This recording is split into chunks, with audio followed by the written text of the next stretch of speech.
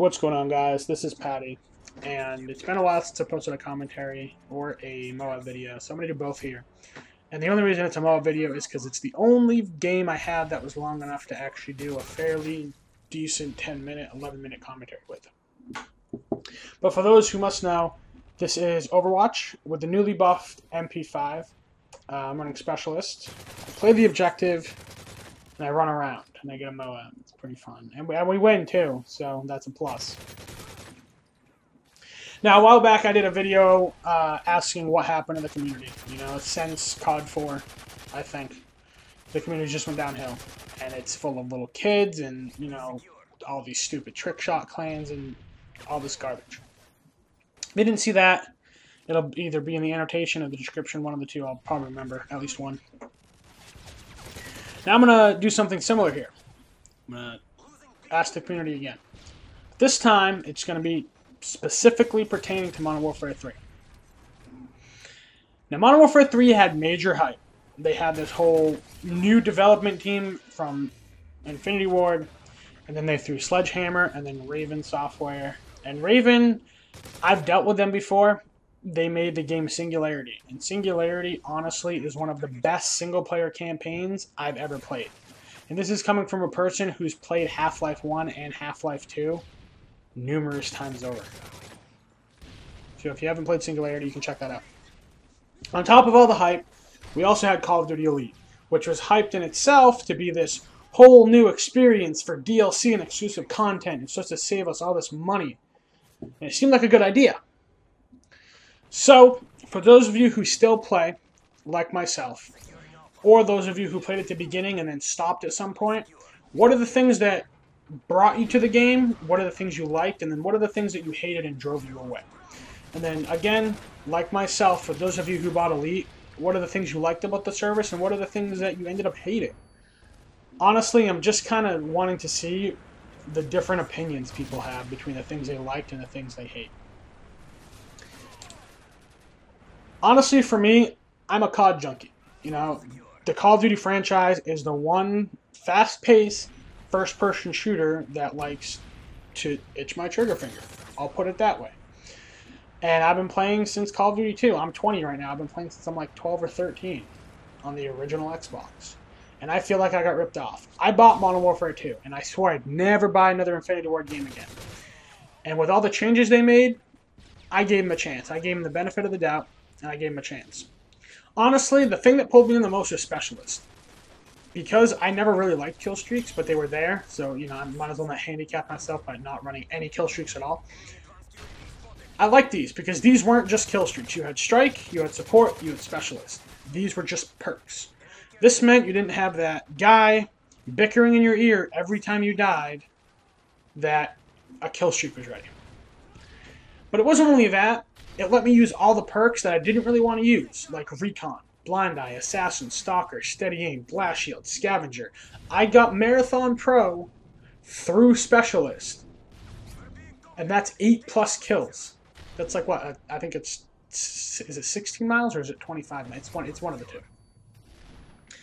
And then you have the proficiencies. I like the proficiencies. I like the fact that you could make it so your gun had less recoil, or your gun did more bullet penetration, or less flinch when you were shot, or you ran faster with it with some guns, like the snipers and not the shotguns, or your gun would shoot further, or do more damage if it was a shotgun. That's honestly all fine and dandy. But then you have the bad parts. We all know about the lag composition and the spawns. That's pretty much self-explanatory. Me as a player, I hate rapid fire. I still do, but I used to. I've only ever used it on 2 classes. That's the M14, because I have a mad fast trigger finger, and the M16, because the M16's fire rate is still kind of shitty. There is not a single gun in this game other than the M16 in my eyes, or maybe the M14, that needs rapid fire, especially not any of the submachine guns. Next to that, it's basically all pray and spray. If you come across a dude with rapid fire and he's got steady aim, he's going to ignore his left trigger. You come across a dude with any type of SMG, regardless of attachment with steady aim, he's going to ignore his left trigger. And the thing is if you take being able to have rapid fire plus extended mags plus steady aim, and then you throw in like dual FMGs, what's the point of having a left trigger? Like, the thing with Black Ops is if you wanted to run around and just hip fire people, you could, but if you wanted steady aim to do it effectively, you had to give up whatever your second perk was. For me, it was sleight of hand. If I wanted to get steady aim, I'd give up sleight of hand, which I wouldn't do. You know, being able to reload fast is something I like. So you didn't have to make that choice for this game. So everyone obviously took the easy way out. And then you have panic knifing, which I just don't like knifing at all, ever. You know, the dual FMGs in this game, I just want to touch upon this real fast. There hasn't been a secondary that has caused me, there hasn't been an akimbo secondary that has caused me this much pain since the pre-nerf models from Modern Warfare 2. And you guys remember the range of those things. Now let's move on to Elite. I participated in the beta, I guess you could call it, in Black Ops. And then back then, the challenges lasted 3 days. Not 3 hours, they lasted 3 days. And I played in one free-for-all challenge. And like I said, it was 3 days long. After those 3 days, I was in first. The kid in second was 3,600 kills under me. That's 3,600 kills under me. And this was all legit. I got banned from this for an undisclosed reason. Still don't know why. I have screenshots. You know, I'm still kind of bitter about it, but whatever. It was nothing important. I got some rinky-dink digital badge. Boo-hoo. Now, I bought Elite 3 months after Modern Warfare 3 came out. You know, probably right around the time the first DLC pack, or yeah, I think it was right after the first set of DLC, like the first couple maps we got. I've played in one solo challenge, and it was the first 100K free-for-all challenge, the one where it was like the trip to Hawaii and the snowmobile. I had to change my playstyle so much to try and do this, just to get about an hour and a half through and shut my Xbox off. It wasn't the fact that I'm a player that hates rapid fire, hates kill streaks, hates camping, and hates people that use hardline.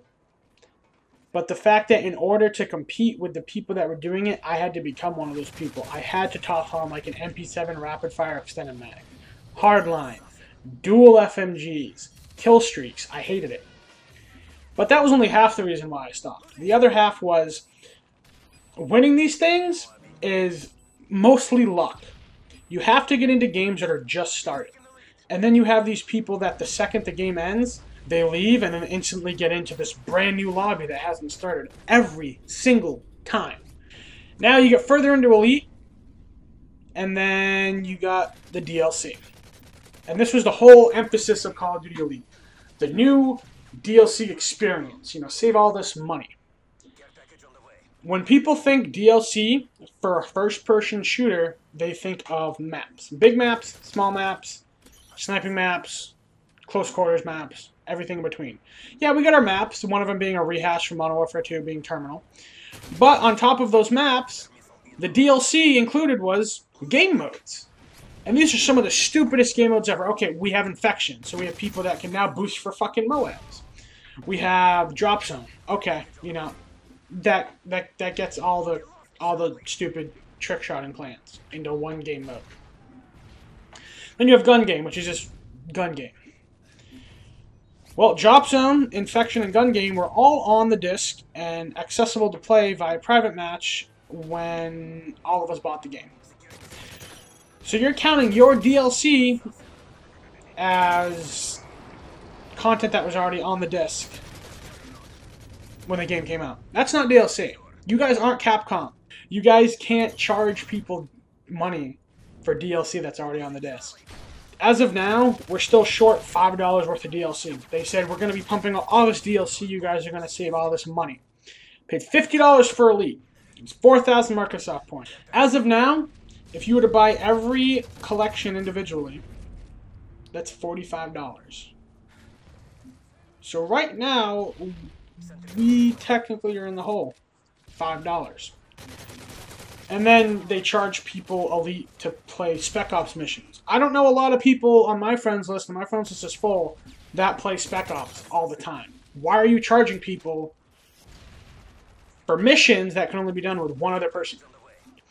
All in all, this game had a lot of potential, but even after numerous gun balance issues, connection fixes, and everything else in between, such as quick scoping, spawning, no knife fixing, guns being stupidly OP, people boosting from Moabs, and then the month where we went through all these modded lobbies and shit, it just makes Modern Warfare 3 another AAA shooter. It doesn't matter how much it sold. Black Ops 2 will outsell Modern Warfare 3. Modern Warfare 3 outsold Black Ops. But the thing is you're targeting a demographic that just doesn't give a shit. And that's not a demographic you want to really target. Honestly, I may be kicking a dead horse here, but this is one COD fan that won't be buying another Infinity Ward title again. That's unless they actually do something. Like, I don't know, weeding out some of the developers and kicking some people in the teeth. That'd work.